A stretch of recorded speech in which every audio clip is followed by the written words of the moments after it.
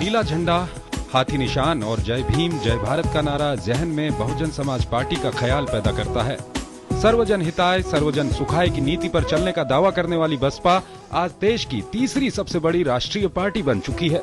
सदियों से सताए दबाए गए, शोषित, वंचित और उपेक्षित लोगों के आंदोलन का नतीजा है बहुजन समाज पार्टी। बसपा के उभार ने शोषितों, वंचितों का न सिर्फ मनोबल बढ़ाया बल्कि उनमें एक नई चेतना का संचार भी किया ताकि वो अपने हकों के साथ सिर उठाकर जी सके। मौजूदा समय में बसपा बहुजन तबके के नेतृत्व और सशक्तिकरण की पहचान बन चुकी है। गौतम बुद्ध, महात्मा फूले, बाबा साहेब डॉक्टर अम्बेडकर और काशीराम आदि की विचारधारा वाली बसपा का कारवां मजबूती के साथ निरंतर आगे बढ़ रहा है। मैं कभी शादी नहीं करूंगा, खुद के लिए कभी कोई संपत्ति नहीं जोड़ूंगा, मैं कभी घर वापस नहीं लौटूंगा, मैंने अपनी पूरी जिंदगी फूले अम्बेडकर के आंदोलन को समर्पित कर दी है। बहुजन नेता काशीराम के इस विचार पर हजारों नौजवानों ने अपनी जिंदगी सामाजिक परिवर्तन के लिए झोंक दी। देश की राजनीति में बहुजन समाज की भागीदारी के लिहाज से काशीराम ने कड़ा संघर्ष किया। बहुजन समाज यानी अनुसूचित जाति, जनजाति, पिछड़े और अल्पसंख्यक, जिनकी देश में आबादी तकरीबन 85% है, उन्होंने इसी बहुजन समाज के कर्मचारियों का संगठन बामसेफ बनाया। इसके बाद बुद्धिस्ट शोध केंद्र और दलित शोषित समाज संघर्ष समिति यानी DS4 और आखिर में 14 अप्रैल 1984 को बाबा साहेब डॉक्टर अम्बेडकर की जयंती के मौके पर बहुजन समाज पार्टी की स्थापना की।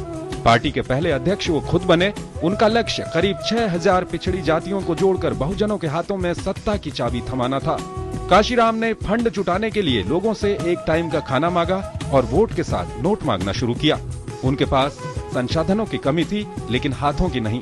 उन्होंने सैकड़ों पेंटरों की फौज तैयार कर दीवारों पर हाथी बनवाए। हाथ से हाथी बनाना आसान भी था और सस्ता भी। देश की राजनीति पर काशीराम की किताब चमचा युग ने खूब शोहरत बटोरी। ओबीसी आरक्षण के लिए काशीराम ने अपने विभिन्न संगठनों के द्वारा संघर्ष किया और मंडल कमीशन की रिपोर्ट को लागू करवाने में अहम भूमिका निभाई।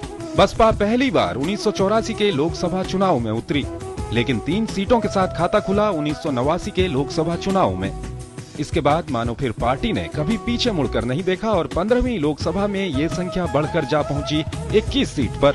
1989 में उत्तर प्रदेश विधानसभा चुनाव में पहली बार कदम रखते ही बसपा के 13 विधायक चुनकर आए और सिलसिला जा पहुंचा 2007 में 206 सीटों के साथ पूर्ण बहुमत तक। इस बीच बसपा ने 3 बार राज्य में गठबंधन सरकार का नेतृत्व किया, लेकिन 2012 में पार्टी को 80 सीटों पर ही सफलता मिल सकी।